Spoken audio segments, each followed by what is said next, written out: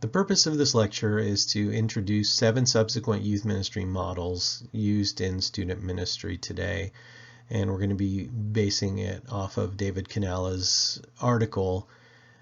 In his article, he specifically cites 8, but because of similarities and for sake of time, we combine 2 of them. So let's get started.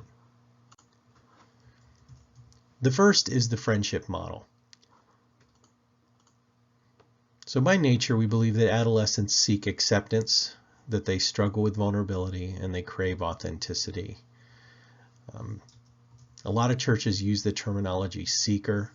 Well, for our purposes, this is what teens seek. They are seeking acceptance, and they don't necessarily realize yet that they are seeking spiritual things. Now, some do, but the majority, the center of the bell curve, are primarily just looking to be accepted, maybe to have fun and to build some relationships.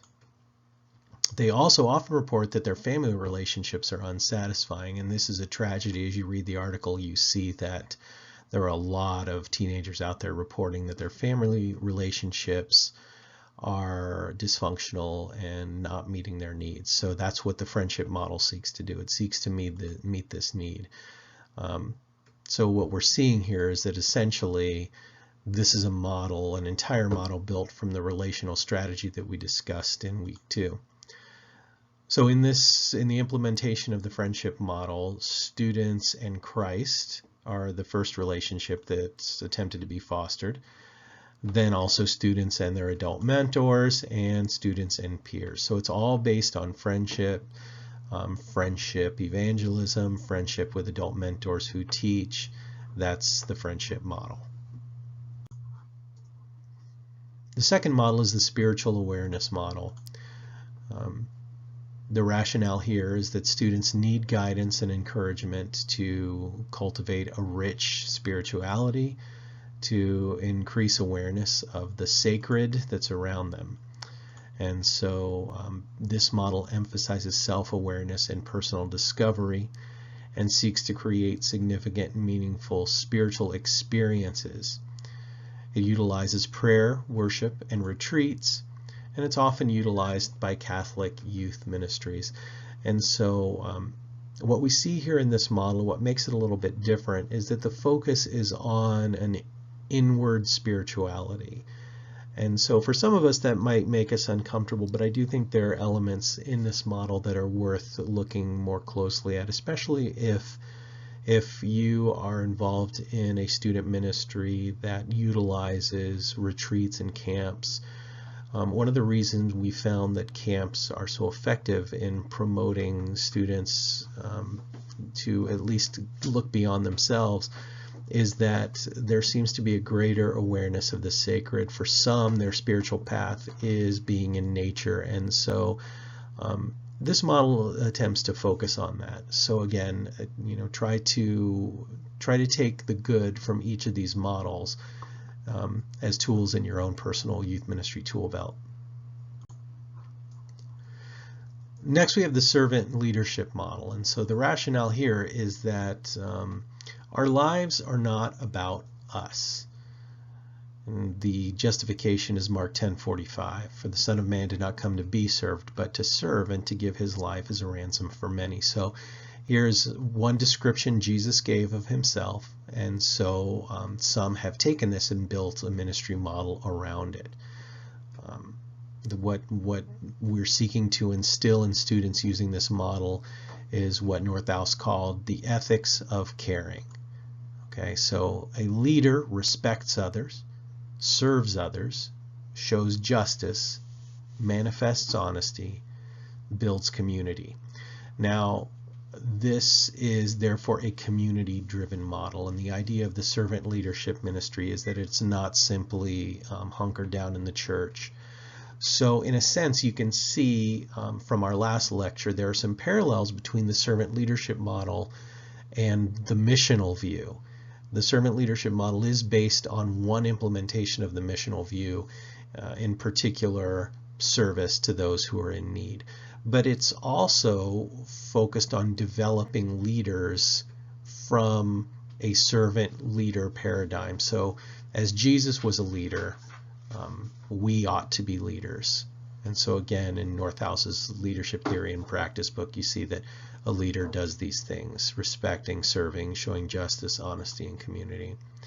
So what happens is that those who are engaged in this ministry, both the youth and the leaders themselves, transform into servant leaders. And because of this, the youth start beginning to live more altruistically. And so what's being accomplished here is producing people who will go out and make change in the world. So again, it's a very community-driven model. It's not a church-centric model. Next, we have the liberation and social justice models. And again, these are two models from Canales' article that I've combined here because there are a lot of similarities. So the rationale here is James 2:17, that faith without works is dead. And so if we are going to be believers and if we're going to teach our young charges to be authentic Christians, then they must go out and make a difference in the world. So this model, or these models, emphasize that our primary concern should be the emancipation of marginalized and repressed people. So you can see here that it's clearly a different model from what we've studied so far. What I like about this model, one of the positives I believe, is that it focuses on a gradual transformation of the heart. So it's not simply about a mental assent, but it's about learning that we need to care about the world around us. And so the big $2 word here for today is conscientization. And what it means is that the youth learn to empathize with difficult circumstances that others must endure. So even if you look at this model and you think, this is a little bit too activist for me, this comes from liberation theology, it makes me a little bit uncomfortable, you can see the good in this, that we do need to teach our youth, particularly in today's culture where emotional relationships tend to be driven by technology. We're teaching them to empathize with people in other cultures who have difficult circumstances. And so this model is about action. And so it's always seeking opportunities. It nurtures the social consciousness, so students learn that they're part not just of the family of God, but also of the larger family of humanity. It empowers young people. So again, another positive here is that we're encouraging young people that they can get involved, they can take action and make a difference. And so what's unique about this model is that it merges ministry with concern for the overall human condition. And so again, while this model may seem particularly foreign to some of us, the reality is that the good that can be found in this is that it increases our sensitivity, our student sensitivity toward the plight of people in the world around them. Next up is the biblical hermeneutic model. And the rationale here is that in youth ministry, we should be engaging teenagers with Scripture, not just for the increase of knowledge, but with the belief that that will truly help them find meaning in their lives. And so in the biblical hermeneutic model, scriptural narratives are viewed as still living, breathing words that are relevant even in our youth culture today. So in this model, proper interpretation is the key. That's why it's called the biblical hermeneutic model, because we are about teaching kids that they need to learn to interpret Scripture properly. That will not only give them increased knowledge, but it will transform their lives. And so this model obviously emphasizes biblical instruction. That's a very high value. And it trains adolescents in exegesis, which for our purposes here is defined as interpretation in the correct context. Trains them in biblical criticism, which determines the proper interaction that they are to have with Scripture once we know its context, and then the appropriation of that Scripture. So it's experiencing true biblical transformation. So for instance, what I would kind of affectionately call this model sort of a reaction against bumper sticker Christianity, because I think those who sort of pioneered this model believed that there was a lot of Scripture out there that's taken out of context which leads to teenagers believing that the Bible has somehow let them down. So for example, you can look at Jeremiah 29:11, showing that God, knows the plans that he has for us, and he has plans to give us hope in a future. And if we interpret that out of the context of God speaking to the Israelites in Babylonian captivity, that can lead to us feeling a sense of being let down because God is not performing as we wish. So the intent here, and I believe it's a noble intent, is that we need to teach our students to exegete Scripture properly. And then we can figure out how to appropriate that into our lives as we learn how to read it correctly. Next, we have the liturgical initiation model. And so this is a very Catholic model, and it is based on the belief that youth ministry should be a very liturgical and sacramental process. And it invites young people to experience God through the rubrics of the church's liturgy, the rites celebrated within the church's tradition, and ritual expressions which are ubiquitous in Catholic worship. So there's an understanding, the rubric of the church's liturgy is an understanding of what and why, and then rites are the experience of the church's tradition, and then finally the ritual expressions are what they're going to experience at worship every week. All right, so how's this implemented? Well, this is a very easy model to implement because it's all essentially in book form and laid out in catechism. So it's a conceptual model. It's essentially like a recipe book, then you just follow the recipe. It closely follows the church's calendar, so again, that makes it easy to implement. Youth ministers don't need to struggle for curriculum ideas because everything's already in the church calendar. And the primary strength of this is within a church like the Catholic Church, it focuses on building young people into the parish community. So this model prepares young people to be good young Catholics. Now, depending on your point of view regarding the Catholic Church, you may struggle with that a bit. But I would say that there are implementations that we can take and apply to our own ministry contexts. But purely speaking, the liturgical initiation model is a very specifically Catholic brand of the congregational inclusive model.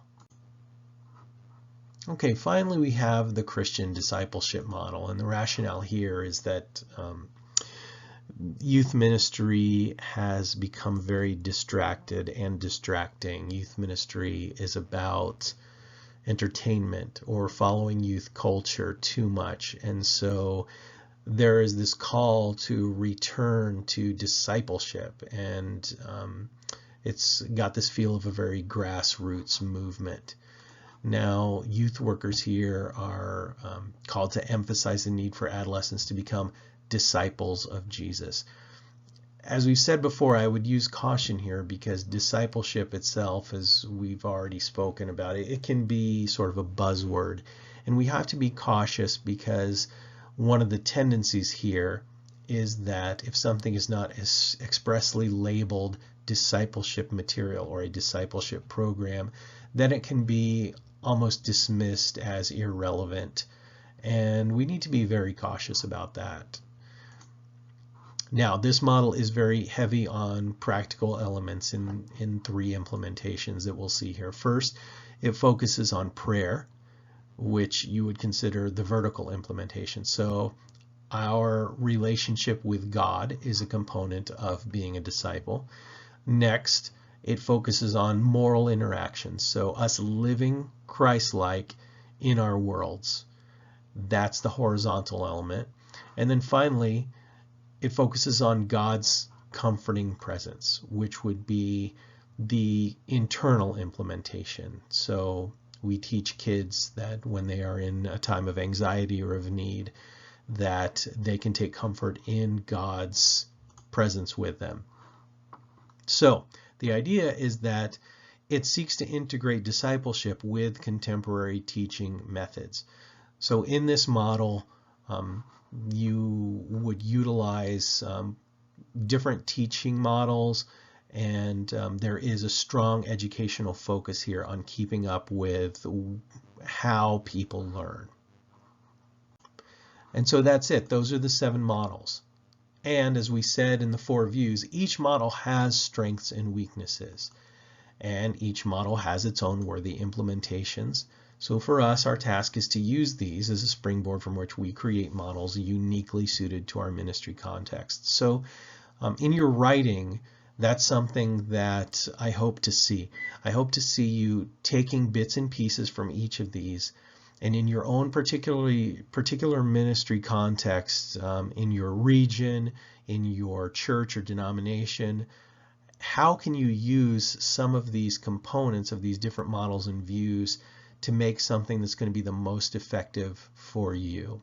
The idea is not to simply vote for your favorite model, but rather maybe you can take 1 or 2 as a starting point, as your base, and then from there consider how you might bring in elements of some of the other models or some of the other views, and hopefully using the relational methods and incarnational methods. So that's the wrap up for today. I look forward to seeing your interactions on the discussion threads.